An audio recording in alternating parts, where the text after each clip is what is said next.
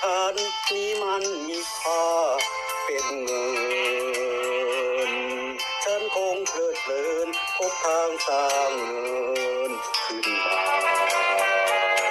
ฉันคงโชคดีเป็นเศรษฐีน้ำตาโรคจะต้องอิจฉาอิจฉาอิจฉาอิจฉาอิจฉายิ่งกว่าใครใครจะเลี้ยวทางไหนพบคนวอนไหวบูชาน้ำตาไหลมาเทมารำไปฉันคงมีสุขจากการร้องไห้อยากรวยสักเพียงไหนร้องไปร้องไปร้องไปร้องไปร้องจนใจชา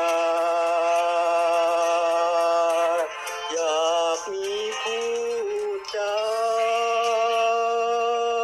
ก็ร้องให้ไปไม่ช้าเท่าไรได้มาอยากสร้างสวรรค์สร้างอย่างเชิดชันสร้างจากความฝันอันปรารถนาสร้างจากศรัทธาคงสร้างได้มาตั้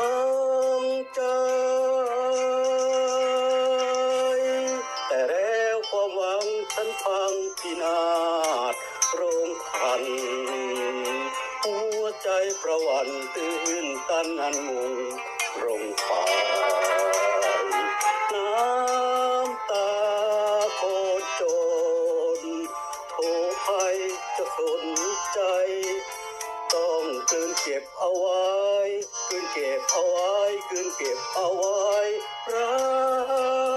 กใจตัวเอง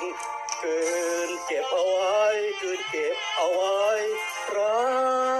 กใจตัวเองแต่แล้วความหวังฉันพังพินาศลงกัน หัวใจประวันตื่นตันงันงงลงไปน้ำตาโคนโจรโทใครจะสนใจต้องกลืนเก็บเอาไว้กลืนเก็บเอาไว้กลืนเก็บเอาไว้ล้างใจตัวเองคืนเก็บเอาไว้คืนเก็บเอาไว้ล้างใจตัวเอง